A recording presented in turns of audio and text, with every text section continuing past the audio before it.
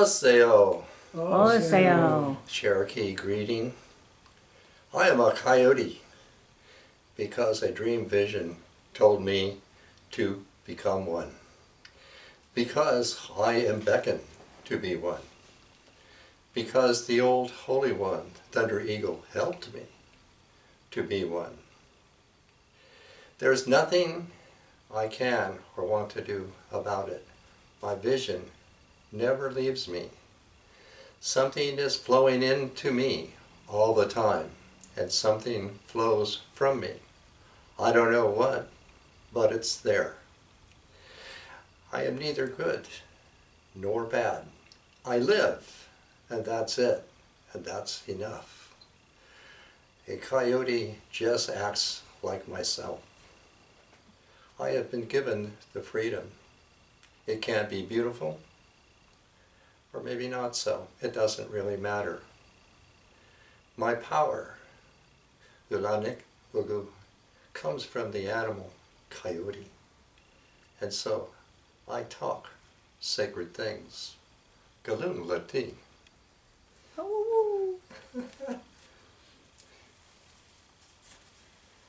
This month, November, Nudana Dewa is Native American Heritage Month.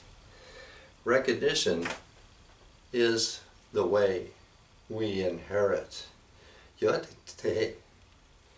And so that begins this subject. And the first thing I want to say is last week, the Tribune has a little article here, just to touch it off, titled, Lawmakers Rescind Medals for Massacres.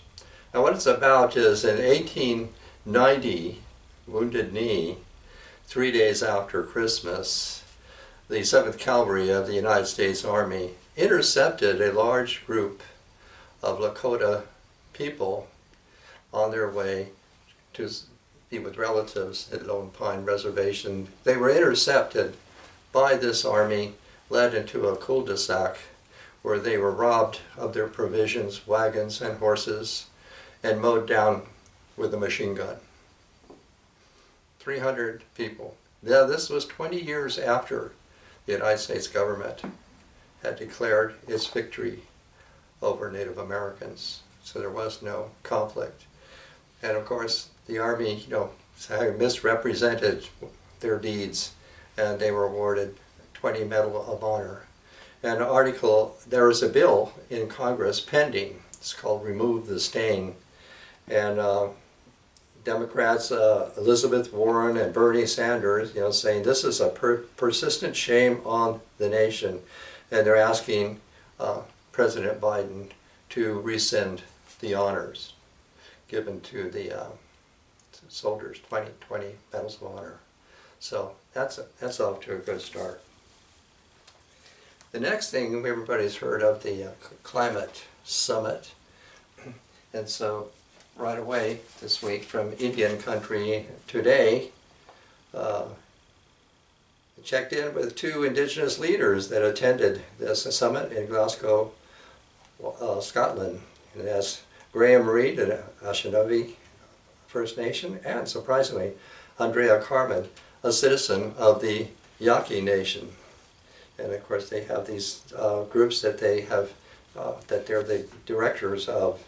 And it's taken years of hard work at the past UN climate meetings for indigenous people to create a space for themselves at this summit, because pretty much indigenous people have been shut out of these high-level summit meetings.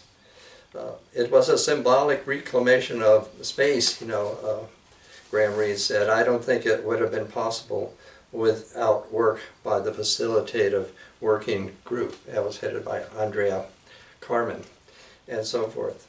Also throwing in with this was special envoy John Kerry, who definitely said, indigenous people should be included in these talks. So good, So some of the points, just mentioning here, although pollution and emissions didn't come from us, our responsibility as indigenous people is to provide governments with a direction for a new way of living that respects the natural world. Survival of indigenous people can't be separated from their ancestral homelands. And only when the rights and land tenure of indigenous people to lands, forests, and waters are recognized and respected, will we be able to protect our territories.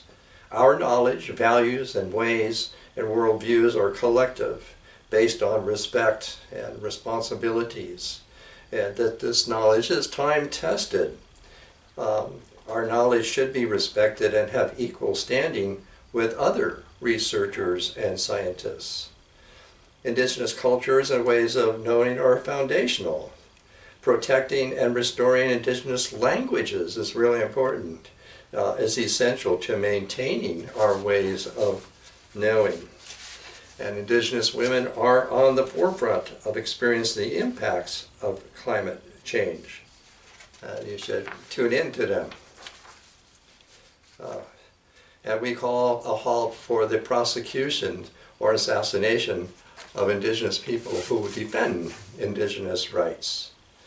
And loss and damage from climate change is economic and non-economic, and direct financial resources to the indigenous people would help to protect and strengthen our resiliency.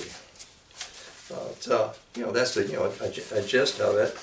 A note here, but at the last minute, the representatives of the oil-rich Saudi Arabia pressured other countries to remove any references to human rights, indigenous rights, and gender equity. Anybody surprised? No. Nope.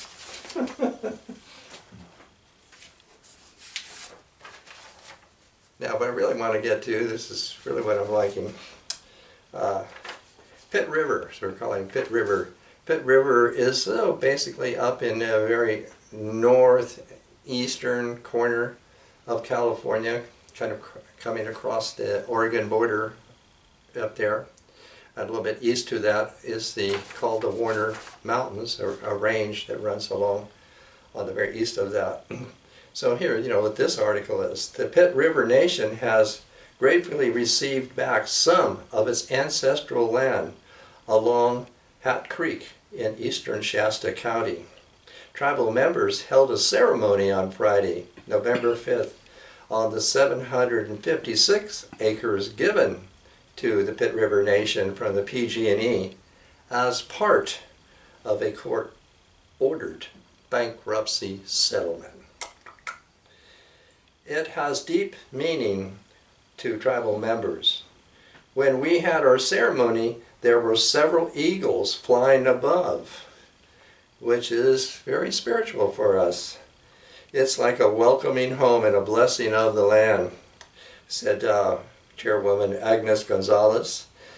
It's just different signs that we were receiving that day when we were there celebrating receiving our land back. This was also filmed, so I also saw her saying this. The land is now owned by our nation. The Shasta Land Trust has an easement to ensure that it will remain undeveloped forever and will be open for public access. We hope this is a starting off point for other land trusts and other nations across the state of California to engage in these conversations to get back the land that was theirs and use it for wonderful purposes.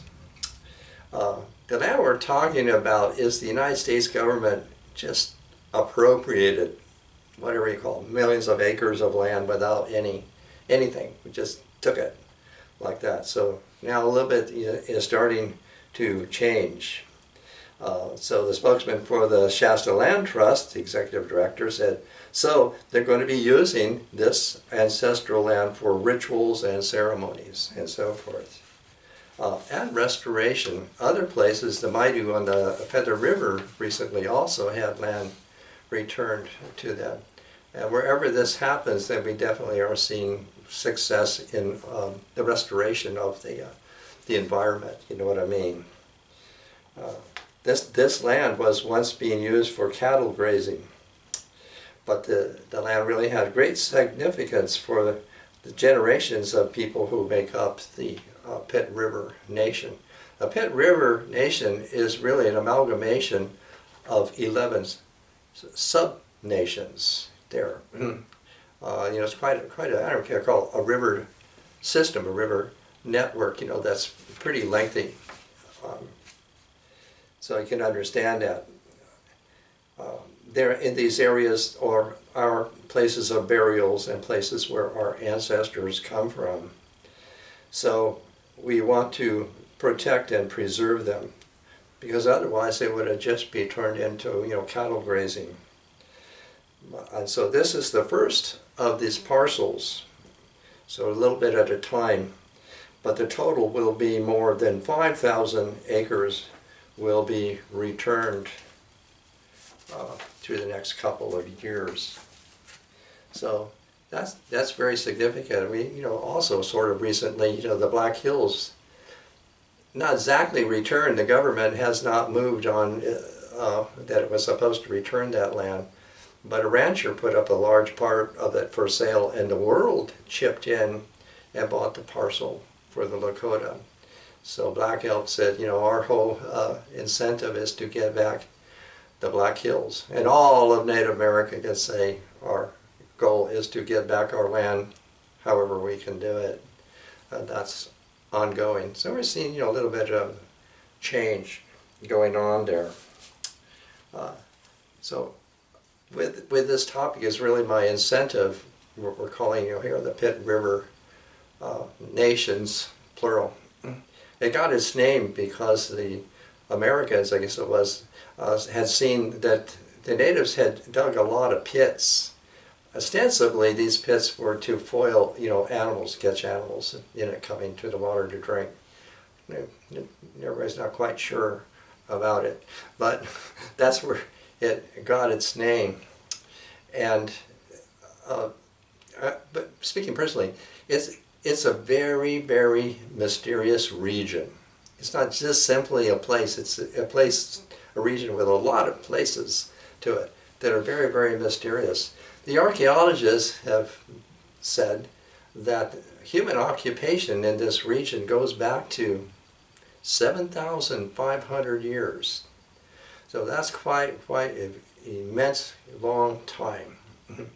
And then it's just left at that. Ostensibly, the people who have been living there at least inherited, or they stem from the same genetics of these people for over 7,000 years. The country is largely volcanic. So it's sometime in the past that a lot of volcanic activity. Now again, this is from the northern, we have a border called Oregon. So it's both sides in California and into Oregon. A very rough country. There's a lot to be said about it. And what I'm particularly interested in bringing out here is the spirits. The spirits of this mysterious region is what. There's a lot of histories, but I don't really want to get into that. It's the spirits. And Didanu in Cherokee, if you go up to this painting, here, this is my painting. And this is the way, inspiring my whole talk and display. This painting, I called it the Spirit River People. The Spirit River People. And that gives a resonance to everything that I have here in that.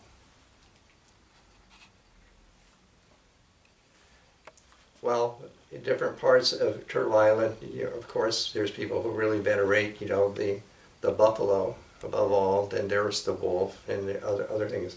In this region, you would really expect, quite rightly, a respect for the fish. And so you can go over here and you can look at this. This is the logo or the flag for the Pitt River Nation. It has, 3 fishes on a blue ground, actually. So they actually have flags, that look just like that.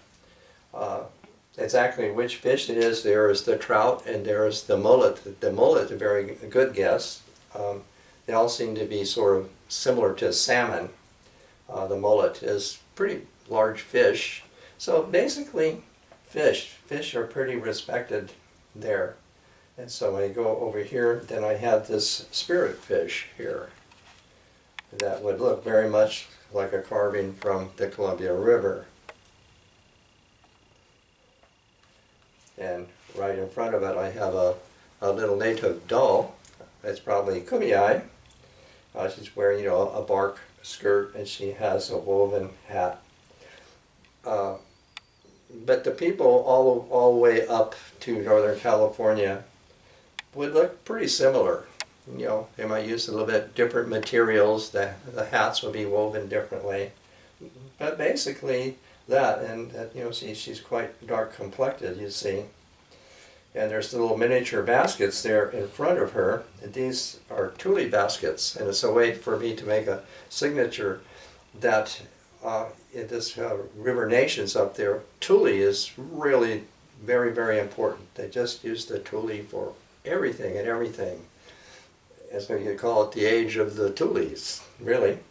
And these baskets were made by Julie Parker of the Mono Lake Pipes, what she calls herself. And so she made these, and she's been a basket maker there in Yosemite, you know, making these baskets. And you can go all the way down there is another piece by her. Down here, it's a kind of a Thule Doll, which is very interesting because this may be something that people did make a long time ago, but the materials wouldn't last long. Well, it's a little person, and she actually has on her back a little basket, like these miniature baskets, and the eyes have been made out of beads. So you can just, here is a basket from that region that she's standing in. I have sunflower seeds in it. Then up above her, now here is the Pitt River basket. Now mainly all through the region up there in Northern California and like that, it's these baskets that are so finely made, you know, from grass. It's been the real inheritance, the real evidence, you know, of the fineness and delicateness of the people who live in this region. I don't know the name of the design. These designs have different names, you know, like lightning and crow's knees and things like that. The one down below, I do know the name of it, the design on it is flying geese. It's a flying geese design. And up next to, you know, the Pitt River basket, there's a couple of pieces of obsidian.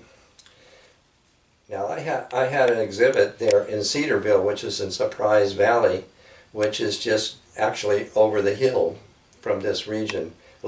Just a little bit north of there is a large lake called Goose Lake. And this Goose Lake seems to be the source of the Pitt River. It's what it looks like. That's the headwaters of the Pitt River.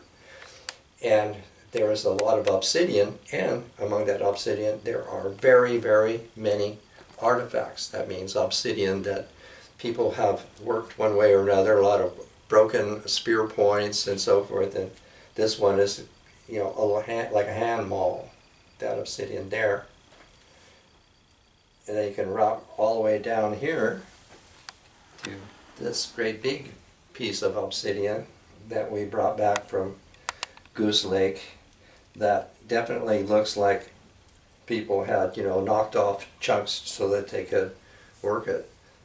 It seems basically that maybe there was some kind of a system or commerce going on, because somebody could make a blank for a spear point or something and, you know, I don't know, sell it, trade it off or something like that so that somebody else could refine it, you know, into its proper use.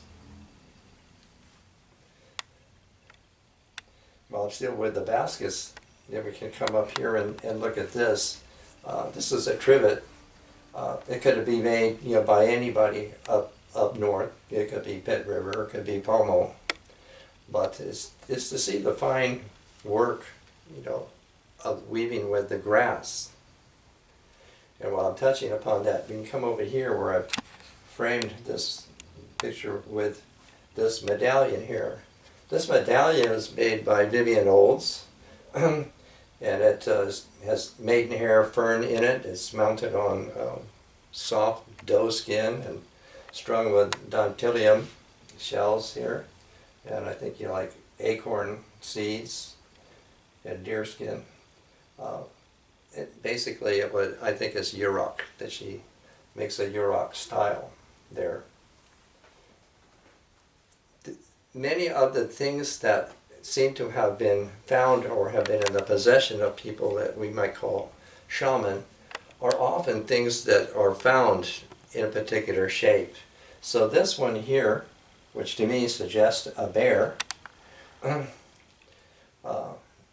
would be an example of that I found this here. And I put the feather and bead on it. And then we can come down here and we can see another one in the form of a snake. Actually, I found this at Winnemucca. And the stone, the large stone here, I found that in the Yuba River. I thought it was very, very particular, a very special stone, unlike any other stones around there. So it's all this way that I'm stressing the aspect of the river here. And we go over here to this photo. This is a photo by Edward Curtis of actually a Pitt River shaman of the Mahesa Nation of Pitt River. And probably, I don't know, turn of the century.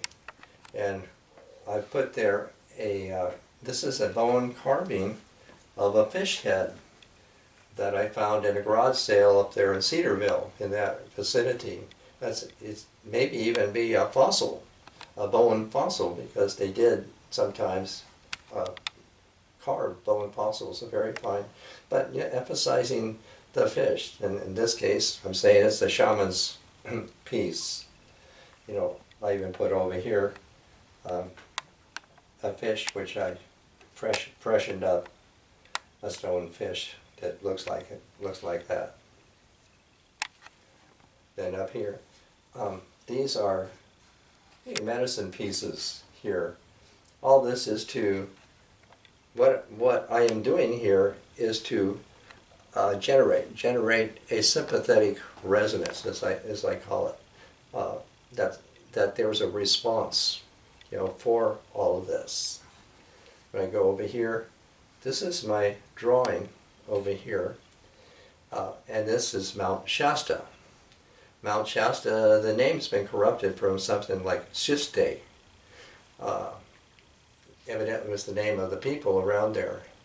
But Mount Shasta is like the Mount Meru, you know, of Northern California. It's an utterly mystical place, full of wonder. And here in my drawing, this is a spirit animal woman here featured with it, so I can illustrate this sense of spirit, the spiritual that is so present in this region that's all the way from here, Goose Lake, all the way across to Klamath, the Klamath Lakes and Klamath River, and so forth.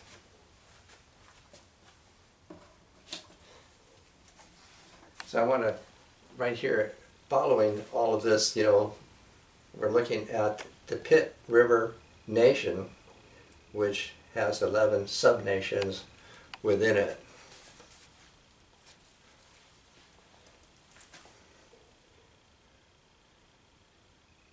We are a nation of this earth. Hey, hey, we are a nation of this earth. Hey, hey, we are a nation of this earth. Hey, hey, in the glory of the rain, we are the nation. Hey, hey, in the rising of buffalo grass, we are the nation. Hey, hey, in Turtle Island's life, we are her nation. Hey, hey, what we are inside, below the social whirling, is nation, nation, animal nation, the buffalo nation. And we are in danger. And that is what we love. We love this danger. We are deep inside, so deeply. Yeah. We are a nation of this earth. Yeah.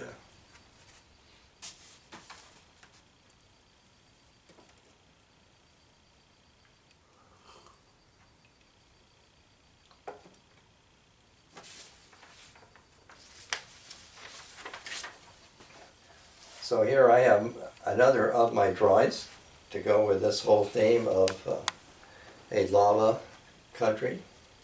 And here I have Mother Gia. She is here in the glow of her molten glory. And here is most interesting, sort of a little bit north of, well, certainly Tule Lake and like that. There's a place that's called Crater Lake. And what it is, or what has made it, is that there was this mountain, Mount Mazama, 14,000 feet high, and volcanic activity, and the peak of that sank, collapsed. The mountain's peak collapsed into itself. And then somehow it began rising up. And by this time it had collected water, a lake. So rising up within that caldera. And this here is that summit. In the middle, I'm trying to say, in the middle of that lake there's a little bit of an island. You can go over on a boat, and at the summit of that emerging island is this piece of lava, molten lava.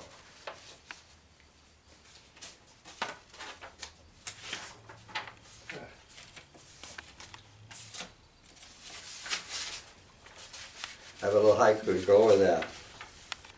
The exposed peak of a caldera, her molten threats. So that's very interesting. That's what all this is about. Now, to finish this off, I have a wonderful piece, by a member of these people. Where did his name go? Oh yeah. It's called Reflections by Aaron Forrest. He's son of George and Rosie Forrest. So I take it he is one of the Pit River people. The Hawassi people never signed a treaty with the United States. Their land was simply confiscated. Today, the Hawistawi have survived and continue to live in what is now called Modoc County, as well as throughout the West. They continue to hunt and gather in their traditional places and pray at their sacred sites throughout their homeland. Today, they are federally recognized and one of the 11 bands making up the Pit River Nation.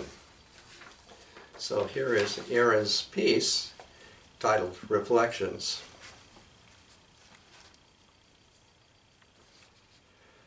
Today I peered through the stifling mist that separates the spirit world from the land of my grandfathers. I see little resemblances of the land I knew, where in my time I was spawned and grew. Gone is the pristine beauty that inspired my youth. Seasonal fragrances that permeated the glen, replaced now by the offending odors of our conquerors. The delicate sounds that announce the seasons are muffled now by the unnatural clamor of the hairy ones. In my youth, I had tarried here, blessed to have lived in a natural scheme where all things share amid the living and the inanimate shared space as equals, without preferences for the human race. It was here as a boy I learned of honor, respect, and reverence, to be appreciative of the world around me and of the mysteries that abound, mysteries that dictated the character of life here and beyond.